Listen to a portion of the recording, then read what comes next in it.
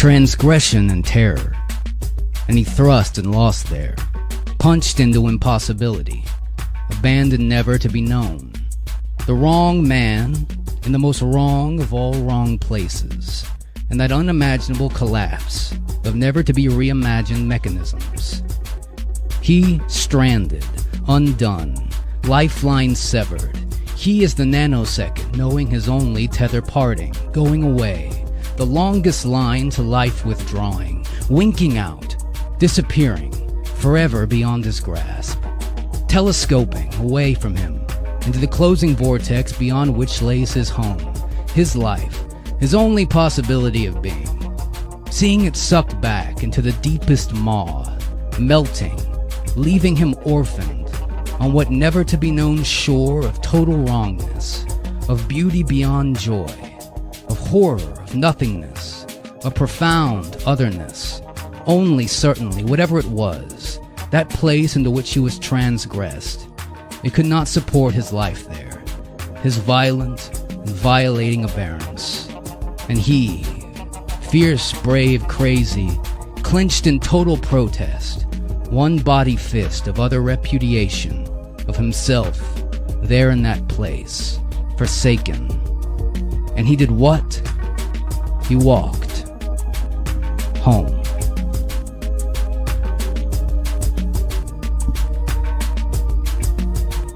Precisely what hashed up in the work of the major industrial lease of the Bonneville Particle Acceleration Facility in Idaho was never known.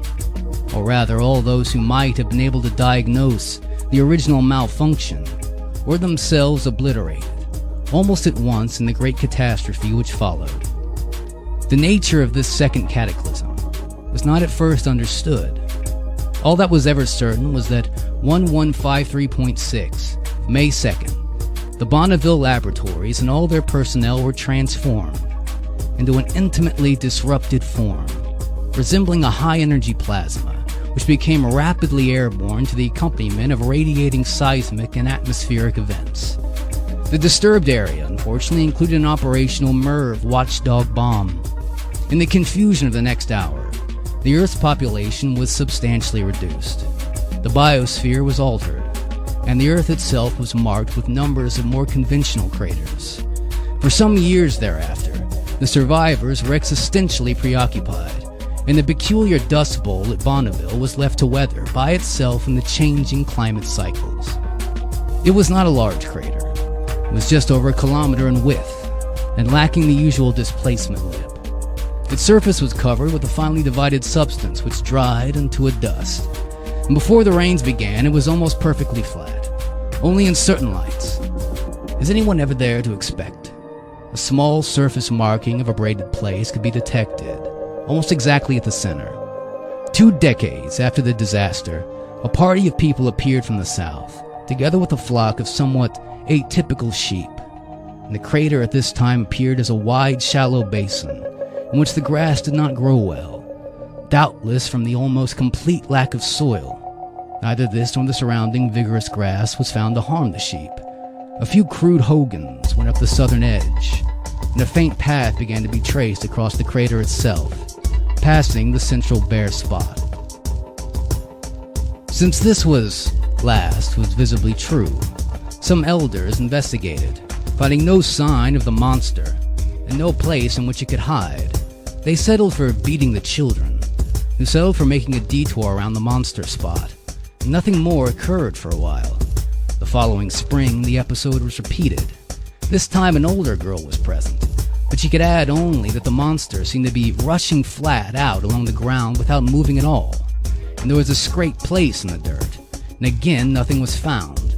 An evil ward and a cleft stick was placed at the spot. And when the same thing happened from the 3rd year, a year later, the detour was extended, and other charm wands were added. But since no harm seemed to come of it, and the brown people had seen far worse, sheep tending resumed as before, and a few more instantaneous apparitions of the monster were noted, each time in the spring. And at the end of the 3rd decade of the new era, a tall old man limped down the hill from the south, pushing his pack upon a bicycle wheel, and he camped on the far side of the crater, and soon found the monster site. and he attempted to question people about it, but no one understood him. So he traded a knife for some meat, and although he was obviously feeble, something about him dissuaded them from killing him. And this proved wise, because he later assisted the women in treating several sick children. He spent much time around the place, and this excited him very much. He did several inexplicable but apparently harmless things, including moving his camp into the crater trail. And he stayed on for a full year, watching the site was far close for next manifestation. And after this, he spent a few days making a charm stone for the spot and left northward, hobbling as he came. More decades passed. The crater eroded, and a rain gully became an intermittent streamlet across the edge of the basin. The brown people and their sheep were attacked by a band of grizzled men, after which the survivors went away eastward. The winters of what had been Idaho were now frost-free. Aspen and eucalyptus sprouted on the moist plain, and still the crater remained treeless, visible as a flat bowl of grass. The bare place at the center remained, and the skies cleared somewhat. The homestead at the crater's edge grew into a group of 3 and was joined by others, and the trail across it became a cart road, with a log bridge over the stream. At the center of the still faintly discernible crater, the cart road made a bend, leaving a grassy place with a bore in its center, and a square meter of curiously impacted bare earth, and a deeply etched sandstone rock. But the apparition of the monster was now known to occur regularly, each spring on certain mornings in this place, and the children of the community dared each other to approach the spot. It was referred to in a phrase that could be translated as the Old Dragon. The Old Dragon's appearance was always the same: a brief, violent thunder. Amidst dragon-like creatures were seen apparently in furious motion on the earth, although never actually smoked. And afterward, there was a bad smell, and the earth smoked, and people who saw it from close by spoke of a shivering sensation.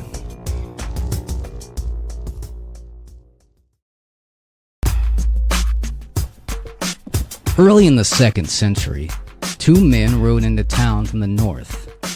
Their ponies were shaggier than the local breed, and the equipment they carried included 2 box-like objects, which the young men set at the monster site.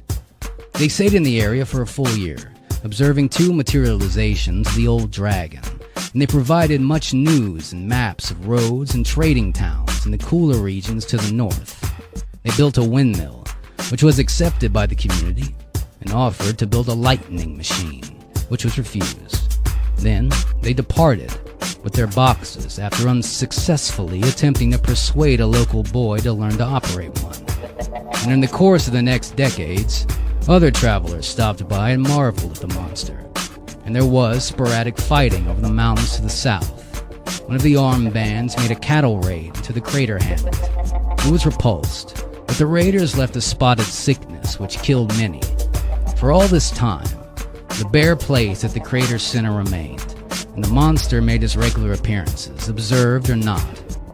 And the hill town grew, changed, and the crater hamlet grew to be a town. Roads widened and linked into new networks. There was a gray-green confiter, the hills now, spreading down into the plain and chirruping lizards in their branches. At century's end, a shabby band of skin-clad squatters with stunted milk beasts erupted out of the west and were eventually killed or driven away, but not before the local herds had contracted a vicious parasite. Veterinaries were fetched from the market city up north, but little could be done. The families feared the crater. Now, decades, the area was empty. Finally, cattle of a new strain reappeared in the plain, and the crater hamlet was reoccupied. Still, the Bear Center continued annually to manifest the monster, and he became an accepted phenomenon of the area. On several occasions, parties came from the distant Northwest Authority to observe it. The crater hamlet flourished and grew into the fields, where cattle had grazed, and part of the old crater became the town park. And a small seasonal tourist industry based on the monster site developed. The townspeople rented rooms for the appearance. Many more, less authentic monster relics were on display in the local taverns. Several cults now grew up around the monster. One persistent belief was held that it was a devil or damned soul, forced to appear on Earth in the torment to expiate the catastrophe of 3 centuries before. Others believed that it, or he, was some kind of messenger, whose roar pretended either doom or hope according to the believer. One very vocal sect taught that the apparition registered the moral conduct of the townspeople over the past year, and scrutinized the annual apparition for changes, which could be interpreted for good or ill. It was considered lucky or dangerous to be touched by some of the dust raised by the monster. In every generation, at least, one small boy would try to hit the monster with a stick, usually acquiring a broken arm and a lifelong tavern tale. Pelting the monster with stones or other objects was popular sport. For some years, people systematically flung prayers and flowers at it. Once a party tried to net it, and were left with strings and vapor, and the area itself had long since been fenced off at the center of the park. Through all this, the monster made his violently enigmatic annual appearance, sprawled furiously motionless, unreachably roaring. And only on the 4th century, of the new era, it had become apparent that the monster had been changing slightly. He was now no longer on the earth. He had an arm and a leg thrust upward in a kicking or flailing gesture. And as the years passed, he began to change more quickly, till at the end of the century, he had risen to a contorted crouching pose, arms outflung as if frozen in gyration. His roar, too, seemed somewhat differently pitched, and the earth after him smoked more and more. And it was then widely felt that the man-monster was about to do something, to make some definitive manifestation, and a series of natural disasters and marvels gave support to a vigorous cult teaching. Several religious leaders journeyed to the town to observe the apparition. However, the decades passed, and the man-monster did nothing more. He simply turned slowly in place, and now appeared to be in the act of sliding or staggering while pushing himself backwards like a creature blown before a gale. No wind, of course, could be felt, and presently the general climate quieted and nothing came of it at all. And early in the 5th century new calendar, 3 survey parties from the North Central Authority came through the area and stopped to observe the monster. And a permanent recording device was set up at the site after assurances to the townsfolk that no hard science was involved. A local boy was trained to operate it, and he quit when his girl let him hit it, but another volunteered. This time, nearly everyone believed that the apparition was a man, or the ghost of one. The record machine boy and a few others, including the school mechanics, referred to him as the Man John.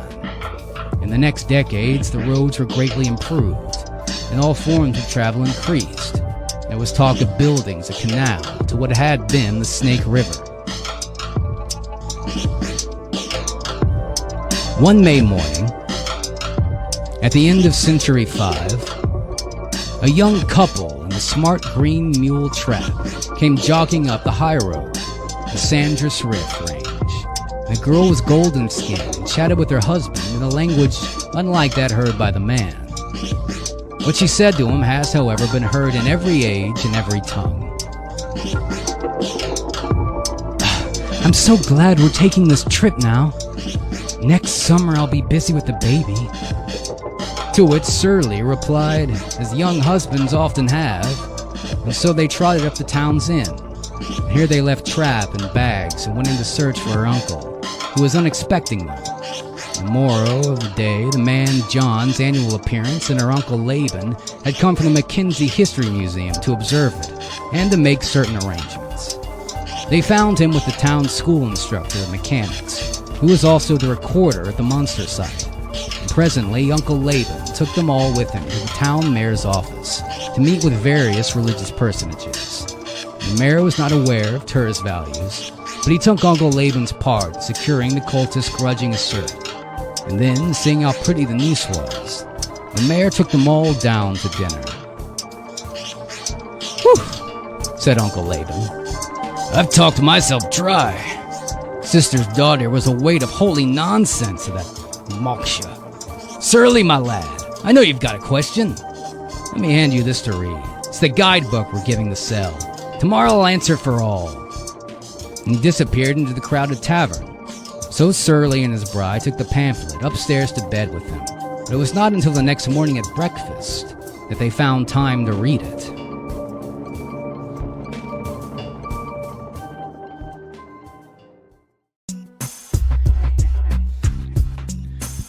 All that is known of John Delgado, said Surly, with his mouth full, comes from two documents left by his brother Carl Delgado in the archive of the McKinsey Group in the early years after the Holocaust.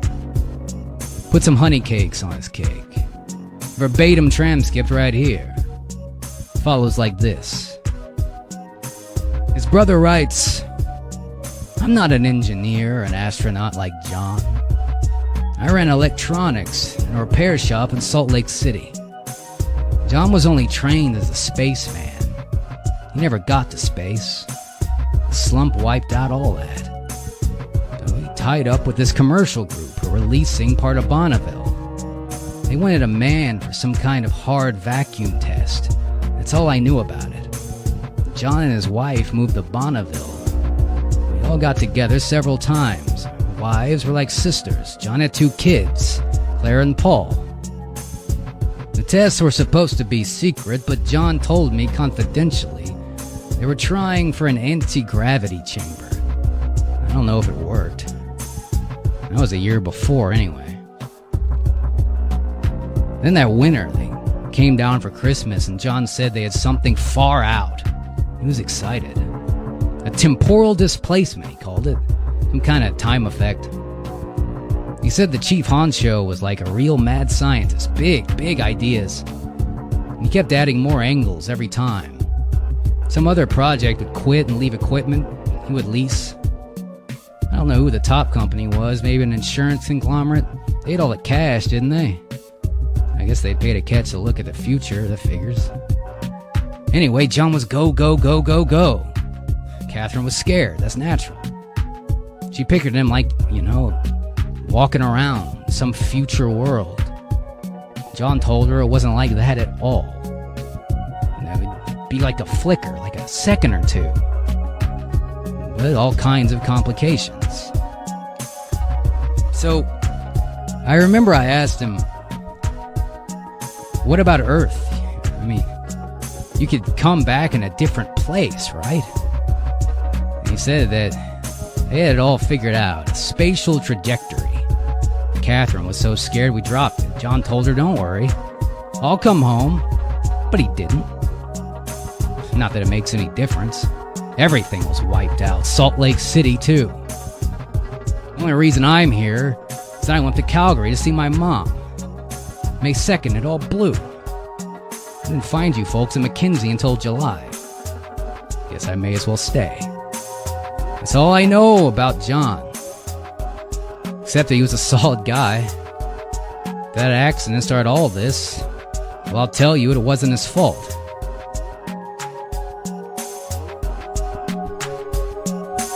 Listen, I saw my brother, John Delgado. And that's when I knew I had the rad sickness. I came down here to look around. Salt Lake's still hot. So I hiked up here by Bonneville. You can see the crater where the labs were. They're all grassed over. It's different. It's not radioactive. It's a bare place in the middle. Except I was sure the thing I saw in the distance was a man in a vacuum suit. There's a lot of noise and dust. Took me by surprise. And it was all over in a second. I figured it's pretty close to the day. I mean, May 2nd, right? So I hung around a year. And he showed up again. Yesterday. And I was on the face side. I could see his face through the visor. It's John, all right. He's hurt. I saw blood in his mouth, and his suit was frayed some. He's lying on the ground. He didn't move. His eyes are open like he was looking. I don't understand it. But I know it's John. And it's not a ghost.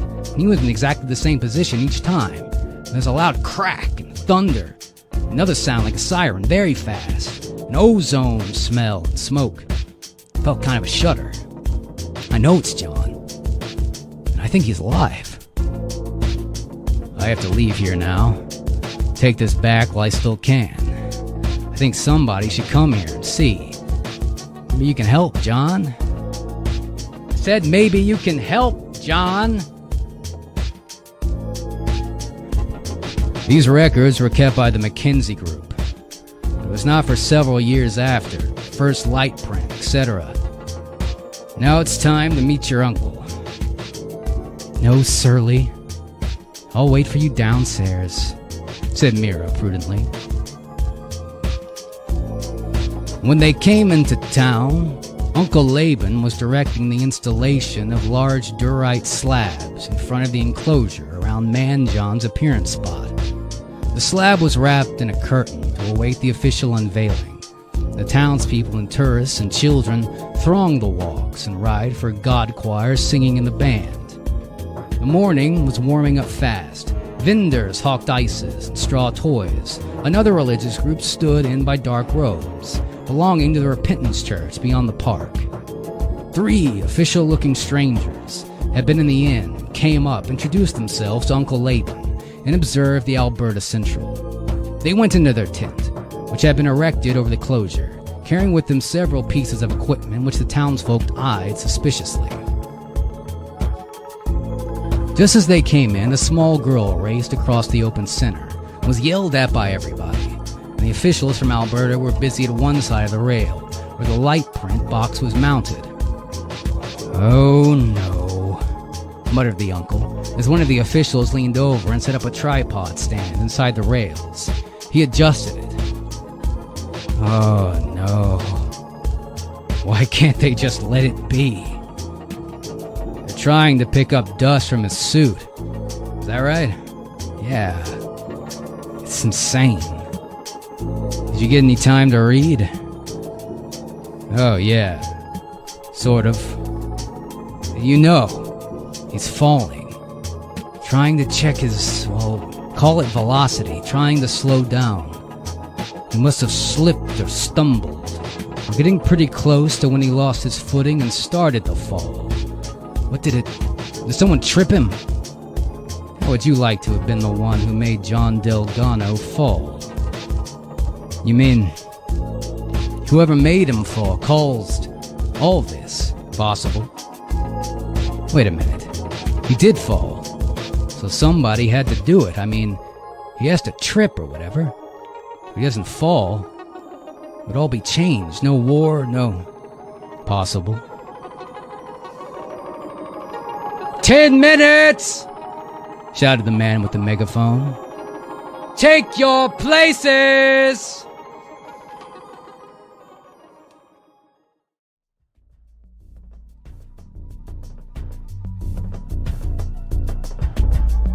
For long seconds, nothing happened. The air developed a tiny hum. At the same moment, Mira caught a movement at the railing of her left eye.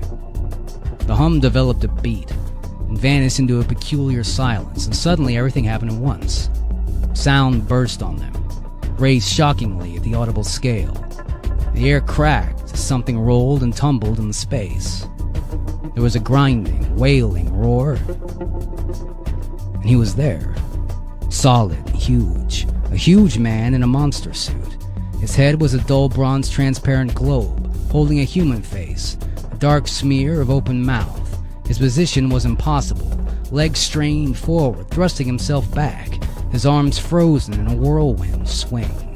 And although he seemed to be in frantic forward motion, nothing moved. Only one of his legs buckled or sagged slightly. Then he was gone, utterly and completely gone in a thunderclap, leaving only the incredible afterimage of the staring eye. An air boomed, shuddering. Dust rolled out, mixed with smoke. "Oh my God! He saw me! He saw me!" A few people dazedly threw their confetti into the empty dust-colored. Most had failed to throw it all. Children began to howl. They said, "He saw me! He saw me!" A deep male voice intoned, "Lord have mercy!" Mira headed Laban, swearing furiously, looked again into the space, and as the dust settled, she could see that the recorder's tripod had tipped over in the center. There was a dusty mound lying against it, flowers. Most of the end of the strand seemed to be disappeared or melted. Or the filaments, nothing could be seen. Some fool pitched flowers into it. Come on, let's get out. Was it under? Did it trip him? It was still red, his oxygen thing. Shh. And they jostled through the enclosed gate, or out into the sunlit park, voices exclaiming, chattering loudly in excitement and relief. It was terrible. Oh, I never thought it was real. There he is. All of a sudden he's there, but we can't help him. Was it us who tripped him? I don't know. I don't think so.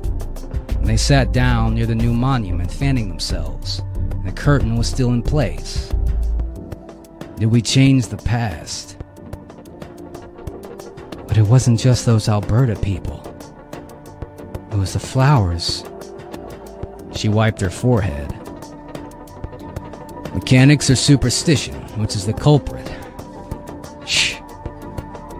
People were chatting normally now, and the choir struck into a cheerful song.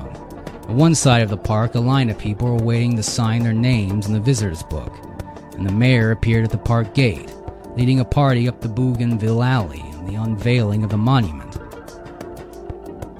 What did it say on that stone by his foot? Surly showed it the guidebook. It says, "Welcome home, John." Do you think he can see it? The mayor was about to begin his speech.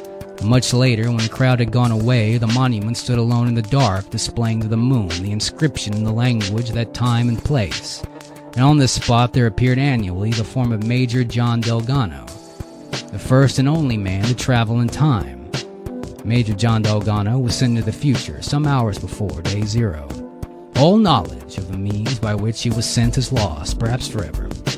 It's believed that an accident occurred which sent him farther than was intended. Some analysts speculate that he may have gone as far as 50,000 years ahead. Having reached this unknown point, Major Delgado apparently was recalled, or attempted to return along the course in space and time through which he was sent. His trajectory is thought to start at the point in which our solar system will occupy at a future time, and is tangent to the complex helix which our Earth describes around the Sun. He appears on this spot, in the annual instance in which his course intersects with our planet's orbit, and he is apparently able to touch the grounds in those instances. Since no trace of the passage into the future had been manifested, it is believed that he is returning by a different means than he went forward. He is alive in our present. Our past is his future, and our future is his past. The time of his appearance is shifting gradually in solar time to converge of the moment 1153.6 on May 2nd, 1989, old style, Day Zero. The eruption which accompanied his return to his own time and place may have occurred with some elements of the past instances of his course of action were carried with him into their own prior existence. It is certain that this explosion precipitated the worldwide Holocaust, which ended forever the age of hard science. And he was falling. Losing control, falling in his fight against the terrible momentum he had gained, fighting with his human legs, shaking in the inhuman stiffness of his armor. His soul's charred, not gripping well now, not enough traction to break, battling, thrusting as he flashed came. The punishing alternating light of dark, which he had borne so long. The collapse of air, thickening and thinning against his armor, as he skidded through space, which was time, desperately breaking, the flickers of earth, hammering against his feet. Only his feet mattered now. Only the slow and stay course. Pull. The beacon was getting slacker. As he came near home, it was fanning out. Hard to stay centered. He was becoming, he supposed, more probable. The wound he had punched in time was healing itself. In the beginning he had been so tight, a single ray of light in a closing tunnel, and he had hurled himself after it, an electron flying to the anode, aimed surely along the way. back somewhere, in the kaleidoscope of faces. Arms, hooks, beams, centuries of creatures grabbing at him. And his oxygen was going. Never mind, it wouldn't last. It had to last, and he was going home. And he had forgotten now the message he had tried to shout, hoping it could be picked up somehow. The important thing he had repeated, and the thing he had carried, it was gone now. His camera was gone now too. Something had torn it away, but he was coming home. Home. If he could kill the momentum, could stay on the falling course, could slip, scramble, slide, somehow ride this avalanche down to home. Home. And his throat said home, and he called home. The path of John Delgado, at the end of the longest path ever, strove in a glare of time rush across space, across time. John Delgado coming home.